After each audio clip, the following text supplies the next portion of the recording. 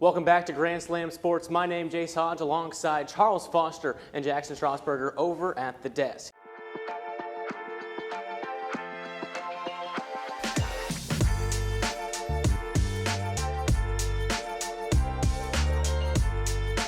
We'll begin today talking about the Cincinnati Bengals acquiring Joe Flacco in a trade. The Bengals were with Jake Browning. We talked about him a few weeks ago and how good or bad he might be. Well, he's been bad, and Joe Flacco is going to fill in now as quarterback one in Cincinnati. Guys, is this the answer to the Bengals' problems? No, but it's a answer on the test. It's like a 1 out of 20.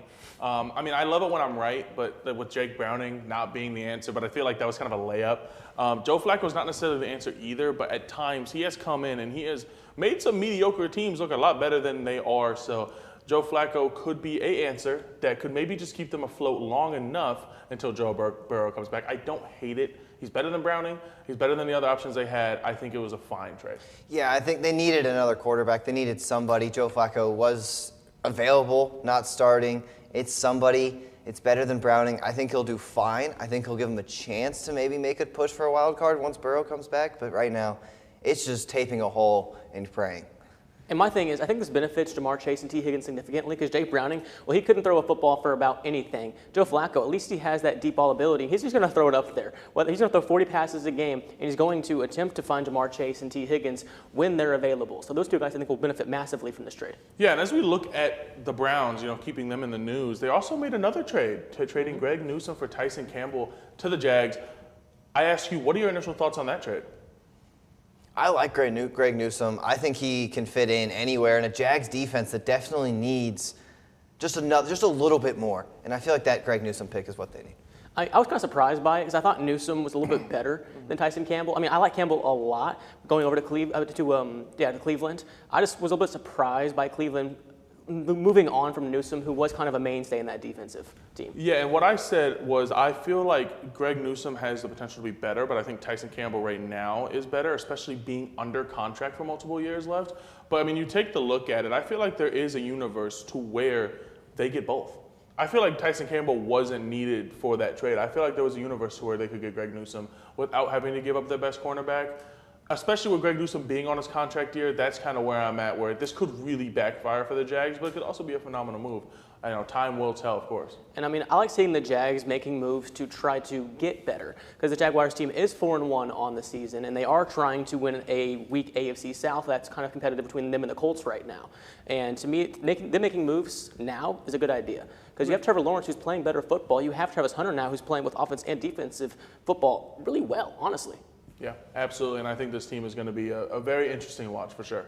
One who has not been an interesting watch, or maybe has been, at least in the first few weeks, is the New York Jets. Charles, they are the only winless team left in the NFL, and the rumor is they are open to trading just about anyone on their roster. Yeah, and the report comes in, and the report is basically that the new management for the New York Jets wants to come in and they want to get rid of the old regime's players. So what they're looking for right here is to try and get rid of the Allen Lazard, Elijah Vera Tucker, Quincy Williams, and potentially Quinnen Williams. Many people have been saying Garrett Wilson, Sauce. Those two were both re-signed under the new regime, so they will likely not be going. But I mean, yeah, the Jets want to have a new identity, new team, and I feel like, we're looking at this team. They're a good team on paper, but it's not going on the field. So that's where the question now lies. And now I look at you, Jackson. What does this team need to pick up to be a better team? We were talking about this off air, and it's a great question. It's something defensively, maybe another corner, but you have Sauce on one side who, when is good, is a number one corner. I believe he is the best corner in the league still. Just too many penalties. And if you give him a little bit of help on that other corner, I think that becomes a lot easier for him. He gets a little less pressure on him, maybe give him a safety behind him, and that will really help. But, I mean, this team, again, you said looks good on paper, just not putting it together. And the offense looks great, too. I mean, Breece Hall and Justin Fields, that backfield, has played pretty well, pretty good games, keeping them close against good teams and just not being able to finish with their defense. And you mentioned them being good on paper. I mean, on paper, they really are good. They have a really good roster, especially on the defensive side. You have Quinnen Williams, Quincy Williams, Sauce Gardner. You have plenty of names on that defense that should make big plays, but they just haven't pieced it together.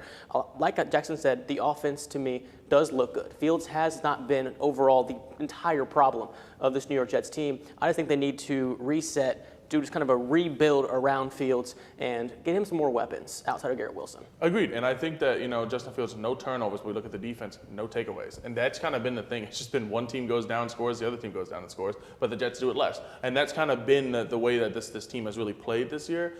So it is one of those things, like on paper, they do look good, but they're in a tough division. They had a horrible schedule. And at first I was saying, the schedule's the reason that they're starting off so bad, but then they go and lose to the Dolphins, and it's kind of hard to make that case. So now I once again look over at you, Jackson. Who do you see going first in this fire sale? Breece Hall has been talked about being traded for 2-3 years, it feels like. Every single offseason, it feels like he's in talks. Now that you have a backup running back behind him in Braylon Allen, yes, he's hurt right now. Now would be the time to get rid of him. Breece Hall has 351 yards, which is 7th right now in the league. And then no touchdowns, but in the air, he also has 17 catches for 150 yards. He's done pretty well. And he's been a bright spot of this offense, just they're not winning games. They need something to change. Braylon Allen can definitely step in that role. Maybe not be as good as Breece Hall has been, but still be a competent running back and help this offense keep moving forward. Yeah, I see Quincy Williams going first. Linebacker needy league. Teams are need linebackers. Quincy Williams is going to be one of those first players to go, in my opinion. Charles, the Jets struggling, but the team across, or in the same stadium, I should say, even the New York Giants, a surprise last night, beating the Philadelphia Eagles. Yeah. And I know your Foster 5 includes the 5 surprising teams. Are the Giants on that list? The Giants are not on my list this week. They're currently going to be at number 6, but we're going to look at my top 5 most surprising teams in the year. And looking at number 5 will be the San Francisco 49ers. They're a team that has looked very, very solid despite losing a lot of their defense in the offseason and having an injured quarterback and no Nick Bosa and just injuries all around, but still 4-1 despite all that. Yeah, Mac Jones looking like prime Tom Brady, it feels like some nights, just going out there, throwing, finding any open receiver. You mentioned Nick Bosa, probably the best defensive player, one of at least, and he loses to a torn ACL early in the season. I mean, just a lot of unfortunate injuries and still being able to win games. It's impressive. Agreed. And looking at number 4, we have a team that no one expected to be where they are, especially after the loss on Monday, the Kansas City Chiefs, currently at 2-3, and things are not looking bright in Kansas. Well, they never do in Kansas City, but definitely not for the Chiefs right now. Jace? Yeah, this is the bad part of the surprising part. The Chiefs, I don't know what's wrong with them. I mean, they've had a tough schedule, don't get me wrong, but they aren't playing like the Chiefs that we're accustomed to, and they're losing close games. We don't see the Chiefs do that, especially to a Jacksonville Jaguar team who I'm still not very high on. Yeah, as we take a look at number 3, a team that we just talked about, looks great on paper, or they don't look good on the record book. 0-5, the New York Jets, and we knew the Jets were not going to be amazing, but 0-5 is definitely not where I had them on my bingo sheet, and it's really depressing. Yeah, I couldn't even imagine them competing for a playoff spot, but I expected them to be winning some games, especially how they've played. They're keeping them close. They're keeping one-score games, and in this case, just not able to finish them. They deserve to be on this list.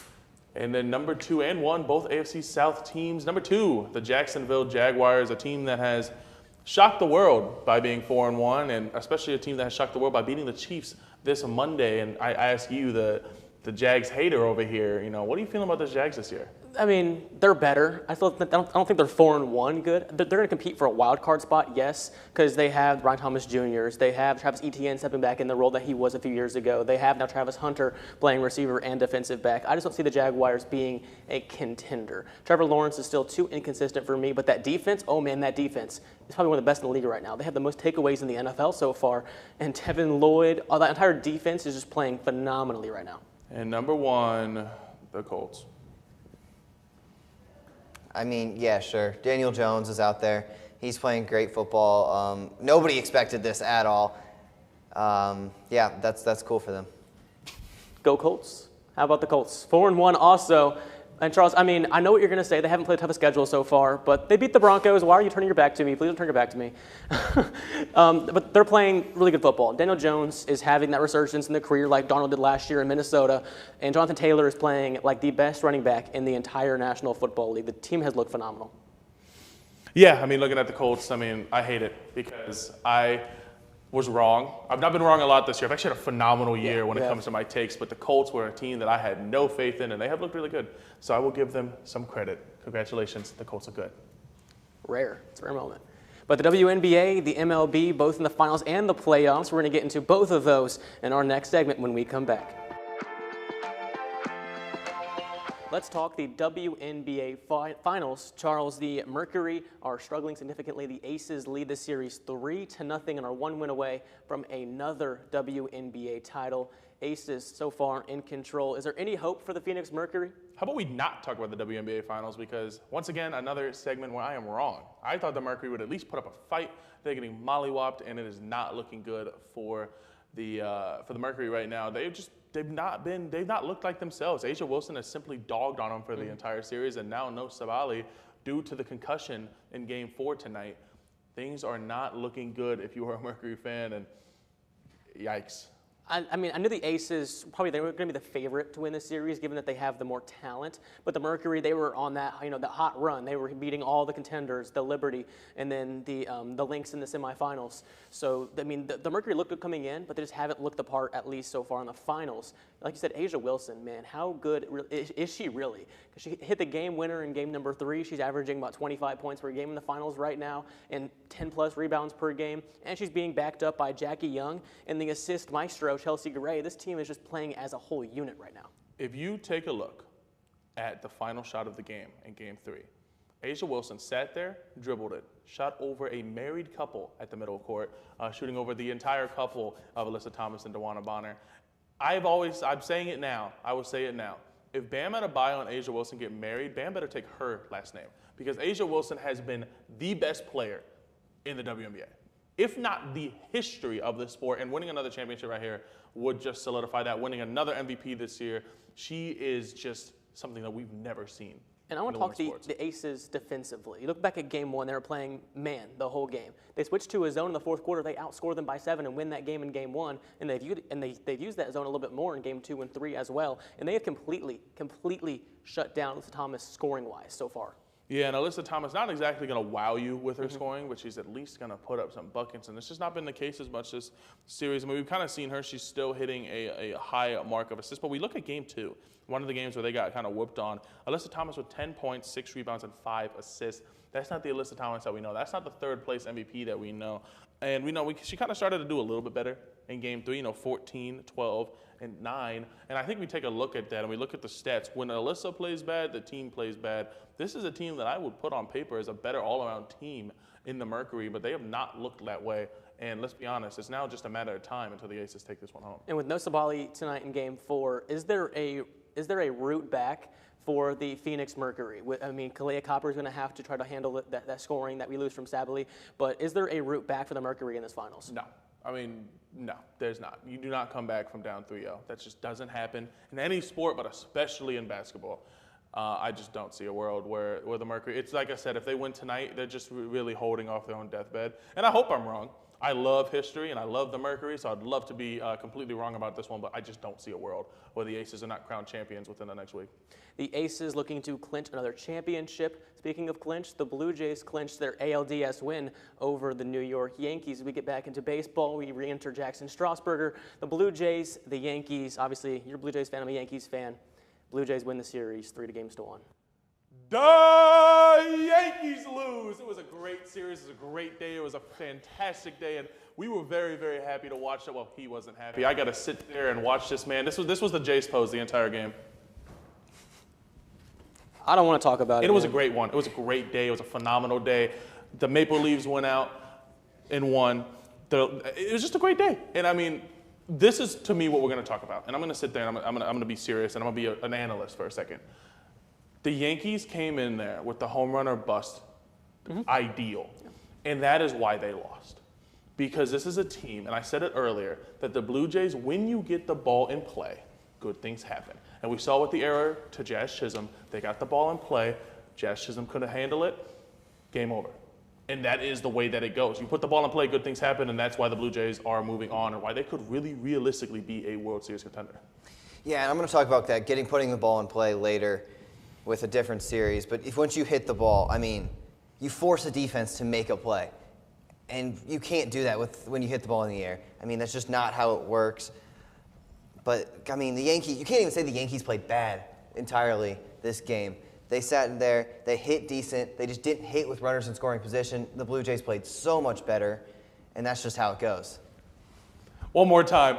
The Yankees lose. And what a wonderful day. And Jace, I want to know what is going through your head here as the Yankees, once again, another year without much success. I never want to see Vladimir Guerrero Jr.'s face ever again. That's what's going through my head. Vladimir Guerrero completely owned this series. And like I said, I'll be serious for a second. The Blue Jays, like you said, probably the best contact team in MLB. Them and the Guardians, at least the best two contact teams. And they were just contact, with a sprinkle of home runs as well. Yeah. Vladimir Guerrero and Ernie Clement had a great series. Varsho had a great series. Their entire lineup realistically had a phenomenal series against Yankee pitching. And things for the Yankees is their starting pitching failed them in game 1, 2, and 3. It didn't in game 4, but the offense didn't show up to back it up. Yeah, a bullpen game. And I asked you, Jackson, you're a pitcher hater, right? You're not a big fan of pitchers. Would you feel being a hitter against 8 different arms? What made the Blue Jays win that one? You have to adjust, but it's hard. I mean, usually you're seeing your first 2 at-bats, maybe even 3 with the same guy. You're not seeing a single at-bat with the same guy. You're having to look at the tablet. They've got these tablets they're watching. They're looking through it. I mean, they're trying to get this information in. I mean, that's hard. It's hard to do that. But when you're an MLB player, you have to go out there, you have to hit the ball. I mean, they just didn't hit the ball that game. You have one of probably the best offense statistically in baseball, and you couldn't hit the baseball. Well, the Yankees couldn't force a Game 5, but the Detroit Tigers sure could. Game 5 between Seattle and Detroit tonight. Guys, let's get into this matchup real quick. The Tigers have the best pitcher in baseball going tonight, Tarik Skubal, who is now 0-3 on the season against the Seattle Mariners. The Mariners have had his number, and it's not necessarily his fault. It's been looking like the fact that the Mariners they're a good team. I mean, they are a great team. And the Mariners, they have come in and the Tigers' offense was alive. I mean, who would have thought that the Tigers' offense would score 8 runs in a game? I mean, I never did. But, we look at this team now, it's all comes down to this. And Tarik Skubal I would not want to put the ball in a better man's hands than Tarik Skubal. And for me, that reason, I think the Tigers are going to sneak this one out and shock a lot of people. Yeah, I can definitely see the Tigers taking this. George Kirby versus Skubal. It's a great pitching matchup. Mm-hmm. That's what this whole entire series has been. But Jorge Polanco has 3 hits this whole series. I didn't say all against Skubal, all in the one game where Skubal started. 2 of those hits were against Skubal. Both of them were home runs. Watch out for Jorge Polanco tonight. He has something on Tarik Skubal. He's been terrible this series, along with most of this other Mariner offense. And, he found 2 pitches, same pitch, same location. It took him basically to the same spot. Jorge Polanco is my guy to look out for. And there's 2 guys for the Mariners that have come through, have been Cal Raleigh and Julio Rodriguez. Those have been the 2 best hitters so far in terms of with runners in scoring position so far. And Cal Raleigh, in the MVP talks, he's doing pretty good in the playoffs too.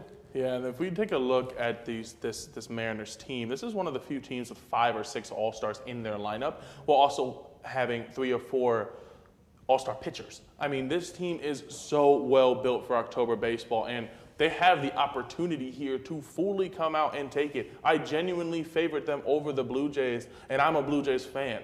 So not only am I praying on the altar tonight for a Tigers win, but I also do believe that it's kind of hard to take Tarik in a playoff game with all the marbles. You take a 2-time, soon-to-be 2-time Cy Young winner. It's gonna be a rough one. In his hometown of Seattle, where he went to college, where he went to high school, not far from where he went to high school. He didn't get that first game. He wants the second one more. I trust the Tigers. And the good news is, for the Blue Jays at least, if the Tigers win this, you only get Skubal twice in that series. Game 3 and Game 7 would be the 2 games he would pitch in that series. So it'll be interesting to see how the game goes tonight, guys. Quick real pick, Tigers, Mariners. I got Tigers. Jackson? Got a close one. I think the Tigers squeak it out by 1. I'm going to be the odd man out. I'm going to go Seattle Mariners. I think they know what Skubal's going to bring, and they're going to bring it on the offensive end with Cal Raleigh and Julio Rodriguez. I got the Mariners winning game number 5 tonight. And I'm predicting overtime. And speaking of overtime, let's take a look. And I know Jackson's very passionate on this game. Let's take a look at the Phillies-Dodgers. Okay, we'll just start on this series. Great series. It's been fantastic. You look at 2 of the best offenses, especially the 2 best offenses in the NL. And Ohtani's hitting .056. Betts is hitting .235. Your 2 best hitters are hitting below .250. But the Phillies should have a ring. They were the best team, I think, by far. Bullpen, starting pitching, and because of one mistake. I told Charles this. You can make a physical mistake. You can fumble the ball. You can be late. You can throw the ball and miss first. We're talking about Andy Pages today. It's Andy Paz put the ball in play, and he made the defense make a play. But instead, we're talking about Orion Kerkering because he made the wrong play. He fumbled the ball, got stressed out, made the wrong play, and didn't even make it well. Missed by, I would say, a foot of JT Realmuto. While he's sitting there pointing to first, your catcher is who leads this defense. You're not listening to him. That was, most disgusting thing. You walk 11 innings of perfect baseball, a 1-1 game, and that's how you lose it? It was awful. Jackson came in when I walked into the studio today, and he ranted to Evan, one of our producers and our current director today. And mind you, Evan does not watch baseball. So he ranted to him for a good 10 minutes. So he's very passionate about this one. But, you take a look at it. This is a game that could have gone down in the ages as one of the better defensive games we've ever seen. So for it to end on an error by a pitcher, this is one of those monumental career-changing errors to where anytime you talk about Kerkering in any time, that's what you're going to hear. Shoot, you heard it with Judge whenever he made the error in the World Series. And Judge, one of the best players in the world. Kerkering doesn't have that. Kerkering is a very good pitcher. He's not going to have a plaque in the Hall of Fame. He's not going to be known and remembered after this career. Now he will. He will be remembered as the guy who lost the Phillies a ring. They were the best team, favored by I don't want to know how much. And now we look at this picture, he's sitting in the background crying, and that's Alex Call celebrating. Yeah, it's unbelievable, man. There was a great defensive game. The Phillies were my favorite to win the World Series. I think they're about everyone's favorite to win the World Series. I remember your Foster Five. You had them winning the World Series in that Foster Five. The Phillies, to me, were the best team in baseball this year. They had the firepower offensively, the pitching, and the defense to win the World Series. They ran into arguably the hardest team to play in the playoffs, and that's the Dodgers, who are coming off a World Series championship. So they kind of got drawn a short straw there, facing the Dodgers, but it's just how it worked out. Yeah, and you start off the season, you go against the Dodgers. Not exactly the best thing for you to start off with. Yeah, so the Dodgers will move on to the NLCS, awaiting the winner of Game 5 in Chicago-Milwaukee. Charles, I think you have one more thing for the crowd. I'll be to see. nice. No more Yankees lose today. I saw you writing it out over there. We all know the Yankees lost. We won't forget.